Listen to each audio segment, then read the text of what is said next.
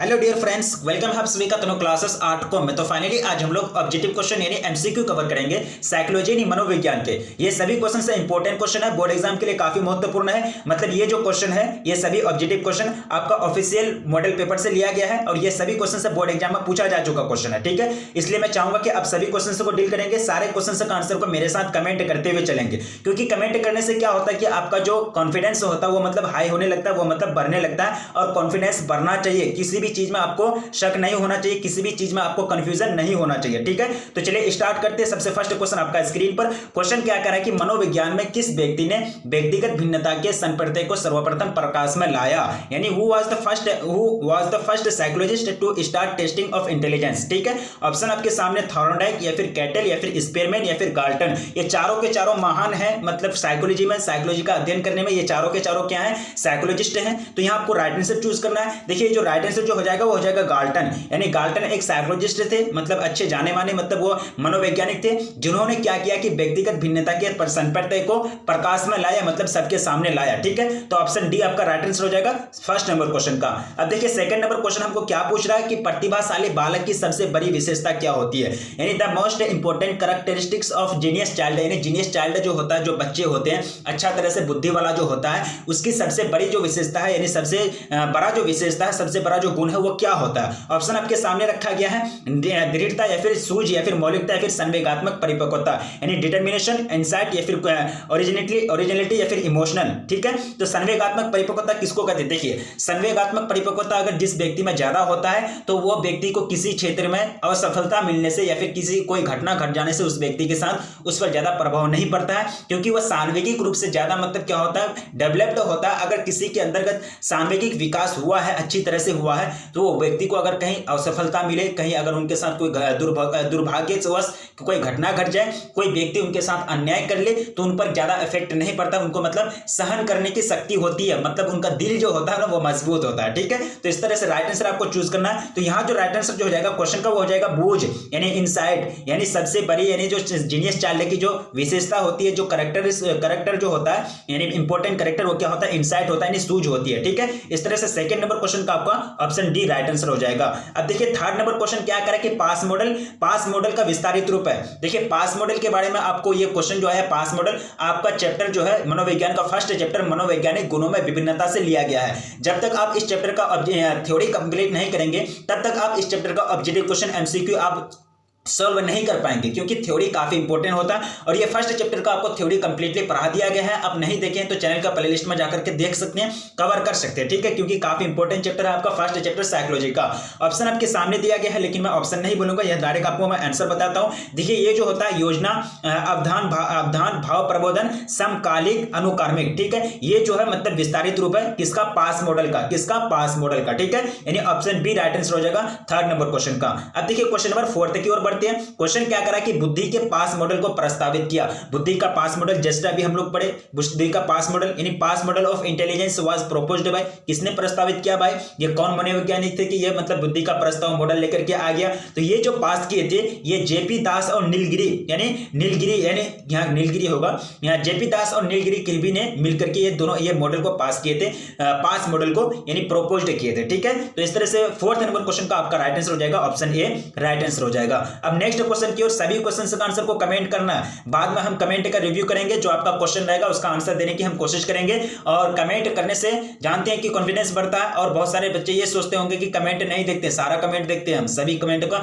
Review करते हैं, ठीक है। तो इसलिए आप लोग कमेंट करेंगे, और कमेंट करने से हमको भी ये पता चलता है कि आप लोग पढ़ते हैं कि नहीं पढ़ते, या फिर आपको समझ में आता है कि नहीं आता, ठीक है। क्वेश्चन क्या करें कि बाकर मेहंदी परीक्षण, ये क्या है, एक परीक्षण है, एक टेस्ट है, यानी Baqer Mehdi test is a measure of किस चीज की मापन की जाती है। ये तो परीक्षण है, ये तो मतलब मेजरमेंट का एक तरीका है बाकर मेहंदी, लेकिन इसमें किस चीज की मतलब मेजरमेंट की जाती है, किस चीज की मतलब मापन की जाती है, व्यक्तित्व का या फिर सृजनात्मकता का या फिर अभिरुचि का या फिर मनोवृत्ति का, ठीक है।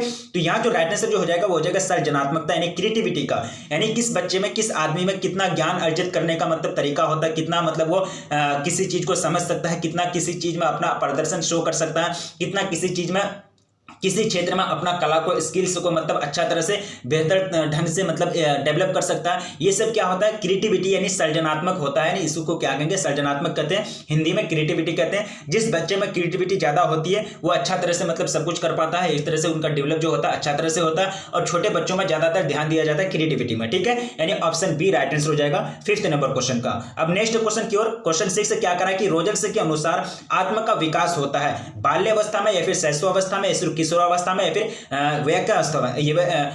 वयस्क अवस्था में, ठीक है। आपके सामने ऑप्शन रखा गया, काफी इंपॉर्टेंट क्वेश्चन है 6 नंबर क्वेश्चन क्या करा कि रोजर्स के अनुसार, काफी इंपॉर्टेंट क्वेश्चन है। अकॉर्डिंग टू रोजर्स यानी according to Rogers the developments of self happens, ठीक है। तो यहाँ आपको राइट आंसर चूज करना है। देखिए जो राइट आंसर जो हो जाएगा वो हो जाएगा शैशव अवस्था यानी इन इन्फेंसी। तो रोजर्स के अनुसार आत्मा का जो विकास होता है वो शैशव अवस्था में होता है यानी शिशु काल में होता है, शिशु काल में, ठीक है, यानी ऑप्शन बी आपका राइट आंसर हो जाएगा 6 नंबर क्वेश्चन का। अब नेक्स्ट क्वेश्चन की क्वेश्चन नंबर 7 क्या करा है कि 2 या 2 से अधिक व्यक्तियों के बीच अंतःक्रिया है, प्रयोग या फिर साक्षात्कार या फिर परामर्श या फिर परीक्षण, इंटरेक्शन बिटवीन 2 पर्सन्स इज, ठीक है। आपके सामने ऑप्शन रखा गया 7th नंबर क्वेश्चन, बिल्कुल इजी क्वेश्चन आपको पूछा गया भाई, ज्यादा टफ क्वेश्चन नहीं है। तो ये जो इंटरव्यू होता है, 2 व्यक्ति आपस में बैठ करके इंटरव्यू करते हैं, एक बैठ करके आगे मेज में बैठा हुआ रहता है और एक जो होता है इंटरव्यू देने वाला होता है, एक इंटरव्यू लेने वाला होता है। तो दोनों के बीच जो संवाद होगा, दोनों के बीच जो अंतःक्रिया होगी उसको क्या कहेंगे, साक्षात्कार कहते हैं यानी इंटरव्यू कहते हैं। जब आप कोई कंपनी में जाएंगे, जब कोई भी कंपनी में जाता है सिलेक्शन होने के लिए, काम अपना जॉब खोजने के लिए, तो उनका क्या किया जाता है, इंटरव्यू लिया जाता है। तो उनको कुछ सवाल पूछे जाते हैं, मौखिक सवाल पूछे जाते हैं, फिर कुछ प्रैक्टिकली उनको कुछ करवाया जाता है। तो ये सब क्या होता है, इंटरव्यू होता है, यानी ऑप्शन बी आपका राइट आंसर हो जाएगा। 2 या 2 से अधिक व्यक्तियों के बीच अंतःक्रिया। अब देखिए 2 या 2 से अधिक कैसे, सॉरी थोड़ा सा टाइम लगता है। देखिए 2 व्यक्ति यानी 2 या 2 से अधिक कैसे, इंटरव्यू अगर लेने जाते हैं तो कोई एक ही व्यक्ति बैठ के रहता है क्या, इंटरव्यू लेने वालों में बहुत सारे होते हैं, 2-4 अफसर बैठे हुए रहते हैं। जैसे कि IAS का इंटरव्यू दिया जाता है, UPSC करेक्ट करने के बाद जो इंटरव्यू दिया जाता है, तो वहां देखते होंगे कि एक आदमी नहीं 2-4 आदमी बैठ के हुए रहते हैं, ठीक है।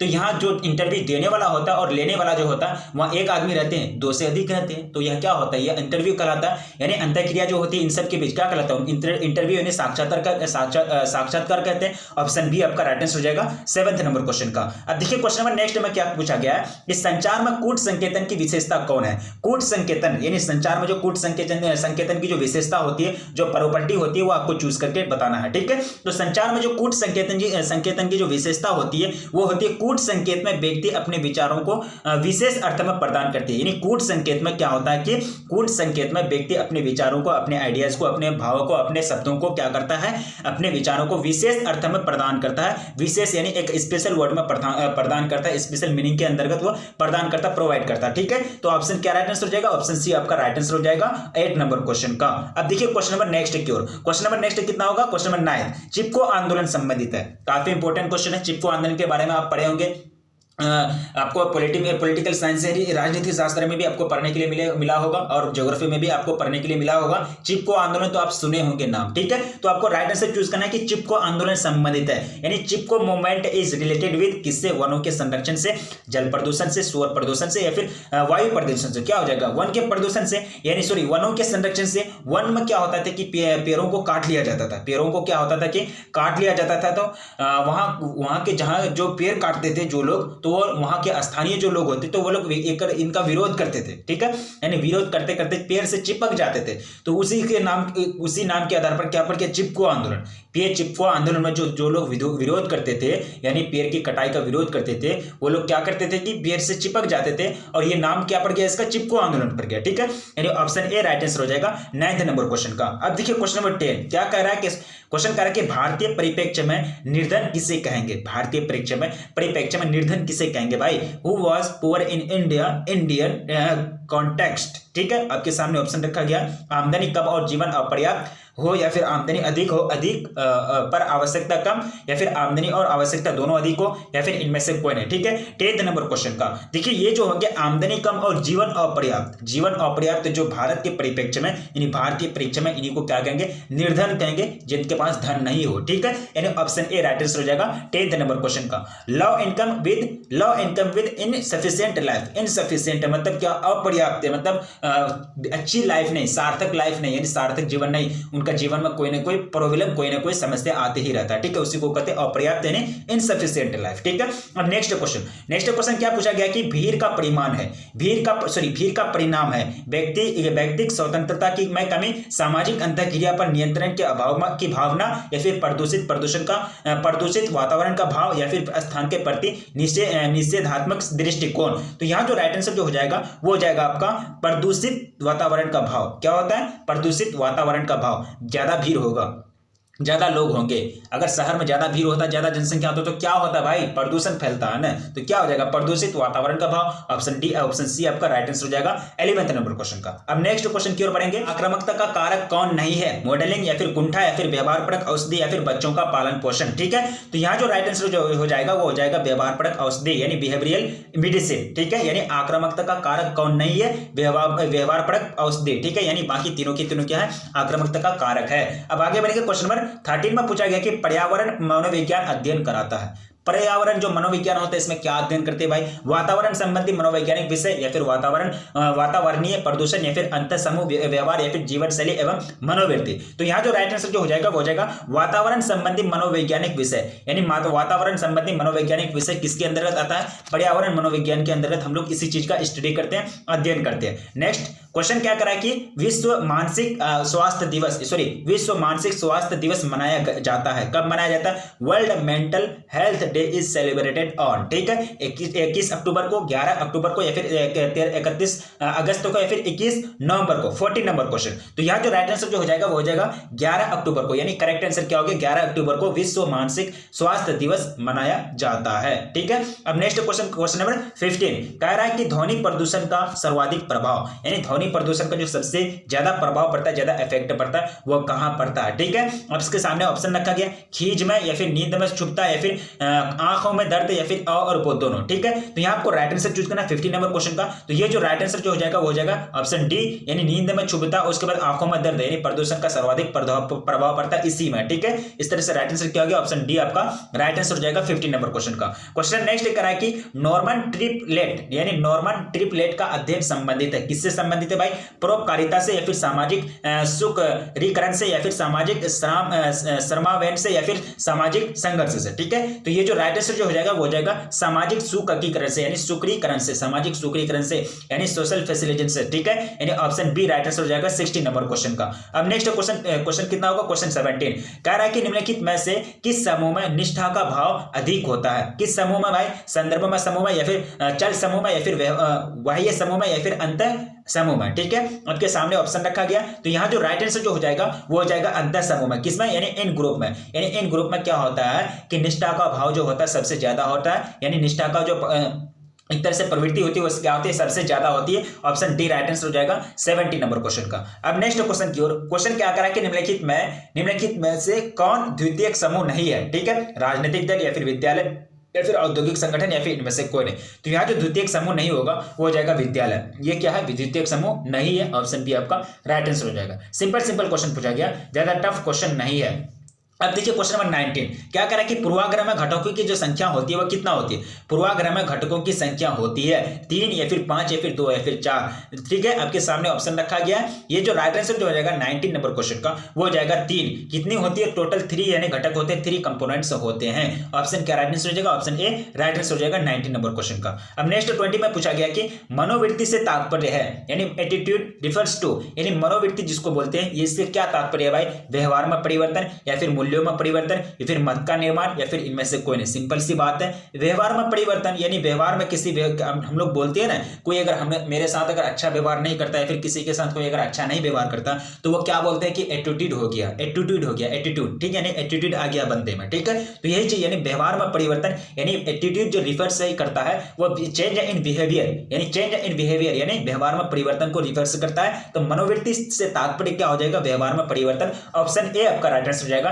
20 नंबर क्वेश्चन का। ठीक है, अब क्वेश्चन नंबर नेक्स्ट पूछा गया 21 में कि योग एक है, योग जो है योगा क्या है। ठीक है, योगा इज अ शौकी थेरापी, या फिर आपके सामने ऑप्शन रखा गया बायोमेडिकल थेरापी, या फिर इंडिजिनस थेरापी, या फिर आपके सामने लास्ट ऑप्शन रखा गया साइको सर्जिकल थेरापी। ठीक है, यानी आघात चिकित्सा या फिर जैव आयुर्विज्ञान चिकित्सा या फिर वैकल्पिक चिकित्सा या फिर मानसिक शल्य चिकित्सा। तो राइट आंसर जो हो जाएगा 21 नंबर क्वेश्चन का वो हो जाएगा आपका वैकल्पिक चिकित्सा। क्या हो जाएगा? वैकल्पिक चिकित्सा। योग है, योग एक क्या है? वैकल्पिक चिकित्सा है। ठीक है, ऑप्शन क्या राइट आंसर हो जाएगा? ऑप्शन सी राइट आंसर हो जाएगा 21 नंबर क्वेश्चन का। अब देखिए क्वेश्चन नंबर नेक्स्ट नंबर पूछा गया कि वर्ल्ड यानी विश्व योग दिवस मनाया जाता है, यानी पूरे दुनिया में जो योग दिवस मनाया जाता है वो कौन सा दिन को मनाया जाता है, कौन सा डेट को मनाया जाता है? World yoga day is celebrated on. ठीक है, आपके सामने ऑप्शन रखा गया 22 नंबर क्वेश्चन। ये जो मनाया जाता है 21 जून को, कब? 21 जून को मनाया जाता है, यानी ऑप्शन बी आपका राइट आंसर हो जाएगा 22 नंबर क्वेश्चन का। अब नेक्स्ट क्वेश्चन की ओर, काफी सिंपल क्वेश्चन है। क्वेश्चन कह रहा है कि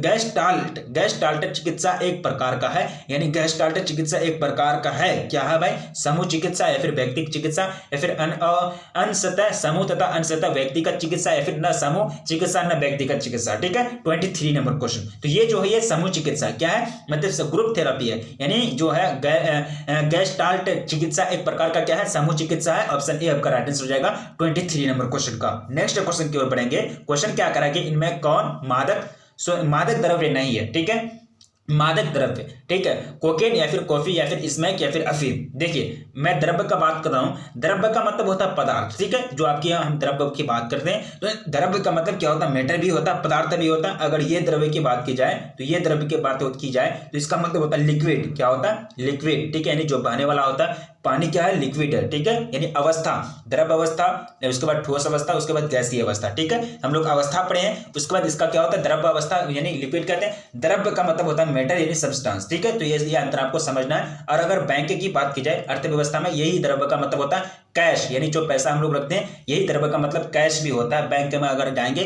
तो वहां बोलेगा कि द्रव्य दीजिए, तो आपको क्या समझना पड़ेगा? मतलब वो हमसे कैश का डिमांड कर रहा है। ठीक है, तो 24 नंबर क्वेश्चन का आपको राइट आंसर चूज करना है। देखिए इसका जो राइट आंसर जो हो जाएगा वो हो जाएगा कॉफी। क्या हो जाएगा? मादक द्रव्य नहीं है कॉफी भाई, मादक द्रव्य है। अगर कॉफी मादक द्रव्य हो जाएगा तो हम लोग तो उसी दिन पीना छोड़ देंगे। तो 24 नंबर क्वेश्चन का ऑप्शन बी राइट आंसर हो जाएगा।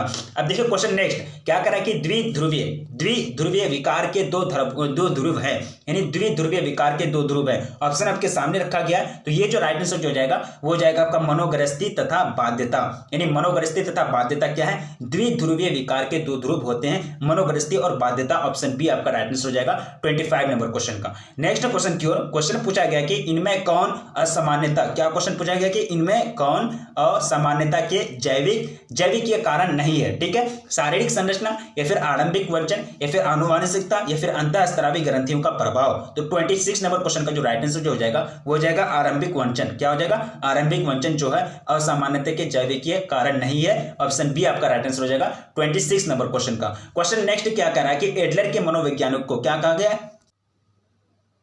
एडलर के मनोविज्ञान को, यानी the psychology of Adler is called, क्या कहा जाता है एडलर के मनोविज्ञान को? भाई आपके सामने ऑप्शन रखा गया। तो ये जो कहा जाता है व्यक्तिगत मनोविज्ञान कहते हैं, यानी एडलर के मनोविज्ञान को, एडलर के साइकोलॉजी को कॉल्ड किया जाता है। क्या कहा जाता है? इंडिविजुअल साइकोलॉजी, यानी ऑप्शन बी आपका राइट आंसर हो जाएगा व्यक्तिक मनोविज्ञान। क्या हो जाएगा? ऑप्शन बी राइट आंसर हो जाएगा 27 नंबर क्वेश्चन का। नेक्स्ट क्वेश्चन क्या पूछा गया कि व्यक्ति के नैतिक पक्ष का प्रतिनिधित्व करता है, कौन करता है भाई? ठीक है, उपान या फिर अचेतन या फिर प्राण या फिर अहन। तो ये जो करता है ये कौन करता है? ये जो काम करता है प्राण करता है, यानी सुपर ईगो जिसको बोलते हैं ईगो। ठीक है, तो ईगो, ठीक है, यानी सुपर ईगो। तो ईगो मतलब घमंड होता है, यानी सुपर ईगो उससे भी ज्यादा घमंड। ठीक है, यानी ईगो का हम लोग जनरली जो मतलब समझते हैं, तो व्यक्ति के नैतिक पक्ष का प्रतिनिधित्व सुपर ईगो करता है, यानी प्राण करता है। ठीक है, तो इसका राइट आंसर क्या हो गया? ऑप्शन सी राइट आंसर हो जाएगा। तो कितना क्वेश्चन कवर किए? लगभग 28 क्वेश्चन कवर किए, और सारे क्वेश्चन से यूनिक क्वेश्चन है, बोर्ड एग्जाम में पूछा जा चुका क्वेश्चन है। जो क्वेश्चन आपको याद नहीं हो तो ऐसे करके स्क्रीनशॉट लेंगे और स्क्रीनशॉट को देखेंगे 1 से 2 बार, वो आपको याद हो जाएगा। याद करने का ये भी तरीका होता है। ठीक है, और आपसे रिक्वेस्ट की जाती है कि अगर आप चैनल पर पहली बार विजिट कर रहे हैं तो प्लीज चैनल को सब्सक्राइब कर लें, क्योंकि वो सारा चीज आपको प्रोवाइड किया जाता है जो एग्जाम के लिए अच्छा होता है, जो एग्जाम के लिए मटेरियल चाहिए, जो इफेक्टिव मटेरियल से होते हैं, जो अच्छे मटेरियल से होते हैं अच्छे मार्क्स लाने के लिए, वो सारा चीज आपको यहाँ प्रोवाइड की जाती है। ठीक है, तो इसलिए मैं चाहूंगा कि आप चैनल को सब्सक्राइब कर लें, और वीडियो को लाइक नहीं किए हैं तो प्लीज वीडियो को भी लाइक कर दें अगला नोटिफिकेशन के लिए, यानी आगे जो आपको प्रोवाइड किया जाएगा जो भी मटेरियल से अपलोड किए जाएंगे वो आपको नोटिफिकेशन पहुंचने के लिए आप क्या करना पड़ेगा, चैनल को आपको तो सब्सक्राइब करना ही पड़ेगा, साथ ही साथ वीडियो को लाइक कर दीजिए और अपने दोस्तों में एक बार जम करके शेयर कर दीजिए, क्योंकि उनको भी मिलना बहुत जरूरी है, उनको भी वो भी कहीं भटकते होंगे और उनको भी अच्छा कंटेंट मिलना बहुत जरूरी है। ठीक है, तो रखिए अपना ख्याल, मिलेंगे फिर नेक्स्ट वीडियो में, तब तक के लिए जय हिंद।